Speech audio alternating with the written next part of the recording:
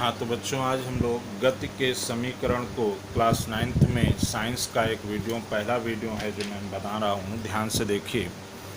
गति के 3 समीकरण होते हैं। एक बच्चे कह रहे थे कि मुझे डेरिवेशन नहीं समझ में आ रहे हैं, इसलिए मैंने ये वीडियो तैयार कर रहा, जिससे कि आपको डेरिवेशन समझ में आ जाए।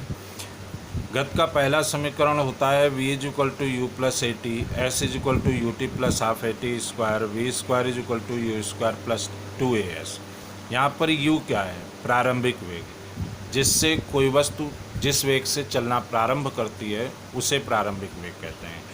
v होता है अंतिम वेग, जिस समय हमको उस वस्तु का त्वरण या कोई भी चीज़ फाइंड करनी होती है तो वो अंतिम वेग होता है। ए होता है त्वरण की परिभाषा आप पढ़ चुके होंगे, वेग परिवर्तन की दर ही त्वरण कहलाती है। त्वरण बराबर होता है वेग परिवर्तन बटे समयांतराल। एस दूरी होती है जितनी दूरी तय करती है वस्तु, और टी होता है समय, उसमें लगा हुआ समय। तो इन्हीं तीनों को हम ग्राफिकल मेथड से प्रूफ करेंगे, और आप कहेंगे तो हम उससे भी बता देंगे एनालॉग मेथड से, जो अलजेब्रिक मेथड है। लेकिन सबसे पहले ग्राफिकल मेथड से हम इसको प्रूव करते हैं। तो चाहिए चलते हैं सबसे पहले फर्स्ट इक्वेशन, प्रथम समीकरण। आप ध्यान से इस फिगर को देखिए। इस फिगर में ये एक्स एक्सेज है और ये वाई एक्सेज है, समझ रहे होंगे आप। कोई भी वस्तु है जो ए पर है और वो कहाँ पहुँच गई? बी पर पहुँच गई। तो जब वो ए पर थी तो उसका प्रारंभिक वेग क्या था? u, और उसमें लगा हुआ समय क्या था? t1। और जब वो b पर पहुंची तो उसका वेग क्या हो गया? v, और उसमें लगा हुआ समय क्या हो गया? t2। तो अब ज़रा सोचिए कि इस वस्तु ने a से b तक दूरी तय करी, तो हम सबसे पहला जो समीकरण है, प्रथम समीकरण, इसको निकाल रहे हैं।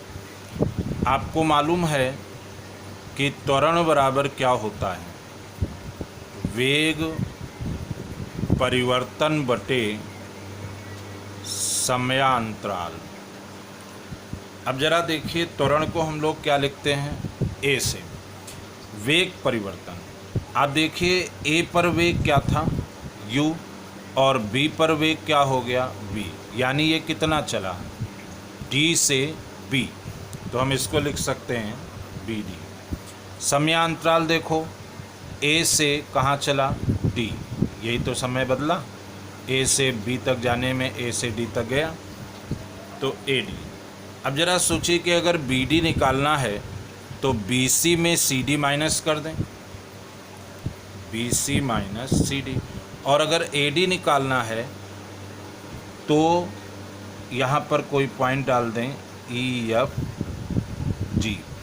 तो GD में GA माइनस कर दें, तो GD में GA माइनस कर दीजिए। अब BC में अगर CD माइनस करते हैं तो BD निकलता है। अब ज़रा सोचिए BC क्या है? BC V है, और CD क्या है? U है। GD क्या है? GD T2 है, और GA क्या है? T1 है। तो आप देखिए क्या निकल कर आया? A बराबर V minus U, T2 minus T1 को हम लोग डेल्टा T कहते हैं। अब ज़रा सोचिए कि डेल्टा T जो होता है बहुत थोड़ा होता है, बहुत कम होता है, इसलिए इसे हम लोग T भी लिख लेते हैं।